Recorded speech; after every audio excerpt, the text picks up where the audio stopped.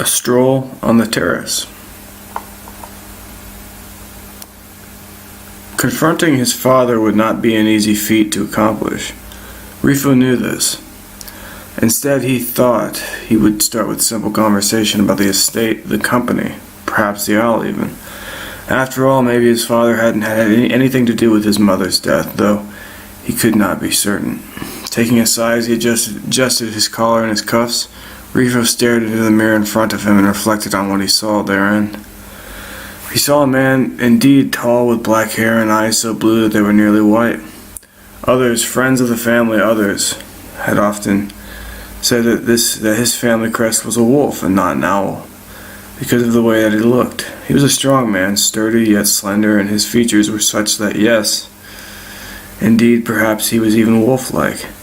Though the thought made him laugh, and he knew that surely it had made those friends laugh as well. But he knew the real reason that they had suggested such a notion, and it was this: a part of the family, save for the connection he'd had with his mother, he never had been. In fact, perhaps he had always been an outsider there, a black sheep, as it were, of the Rocumulus family line, and it was true he had never been wanted there. Of course, despite this, Refo found himself too in such a state that perhaps his appearance and his family belonging, as it were, did not matter so much after all. Perhaps indeed what he saw in the mirror, he himself, dressed in plain dark clothing, would become something more than what he was then, though he was much already. It mattered not in the moment what he would be, as he yet did know who he was, or rather who he might soon be.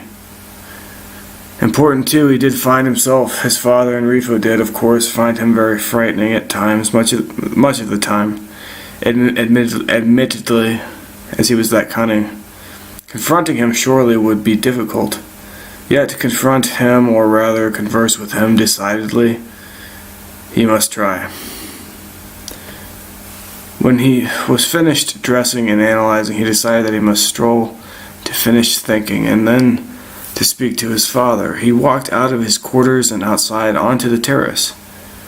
The sky was clouded, and everything appeared either black or gray or white, as the clouds were so, and nebulous there above the terrace, which was a plain but clean patio.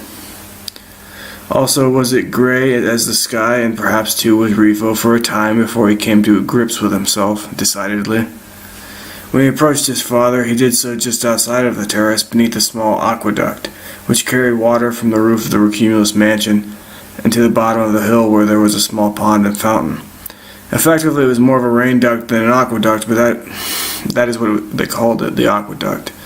And the citizens of the city tended to call it the Rocumulus aqueduct. It had cost much to build. Water was pouring out of the end of the Rocumulus aqueduct and into the fountain, which drained into the pond there as it had just rained yesterday, and yet there was water that remained atop the area of the rooftop to which the duct was attached. As it was, the water pouring, Refo Rocumulus stared intently at his son, awaiting his speech, as he knew it was coming. He'd seen it a mile away, so to speak, and of course that was why he was outside of the terrace today now. Refo had entered his father's frame of reference, and his father had not entered his own. Unfortunate, he thought. When he began to speak, he discovered that his mouth had grown dry. Perhaps he could not speak to his father after all. He thought a moment before clearing his throat, and then uttering his small speech. "Father, I do miss Mother," he began. "I wonder perhaps if you do miss her." His father stared at him a moment, then a look of mild annoyance or frustration on his face, looked down to his feet and back up to his son and said, "Of course, Refo, we all miss her." Of course, Refo thought, of course. He would act as if it bothered him. Refo knew, or rather suspected, that it did not. With his father sometimes it was difficult to tell, though much of the time he was simply cold and distant, or if not, then directly in Refo's face, so to speak, or serving orders to someone else. He was like that, but he knew how to cover himself, Refo knew. Recalling a time when someone had tried to stick him with theft for stealing something that he saw along one of the jewelry stores in the city. Of course, Rocumulus had promptly pointed towards the actual thief, as he'd noticed, yet failed to say anything beforehand. That was the kind of man he was, extremely intelligent, cunning, and quiet. Much too quiet for Refo's liking, but this was something that Refo had somewhat expected of his father, at least had thought about it at least one time before confronting him now. He would play along. Yes, of course, Refo said, gesturing with his hand into the air, a sign that what he had said had been ridiculous. The grief of it, Refo then said, rubbing his eyes, it's maddening. That was a half-truth. For the most part, it moved on from his mother's death. But there was, after all, a part of him that did care for her yet. Whether or not it was the same with his father, he was yet undecided. Perhaps he should find a way, he thought, to stop the conversation. But before he could, his father promptly nodded and, taking Refo by the arms, leaned closely and said to him, a tear in his eye, I do love you, son, he said. Refo, it goes without saying, was too promptly taken aback. His father said no more, and rubbing his eyes walked away from him, leaving Refo to wonder. How had his mother died? Surely after that it could not have been his father who killed her. Had anyone even killed her? Had he gone mad?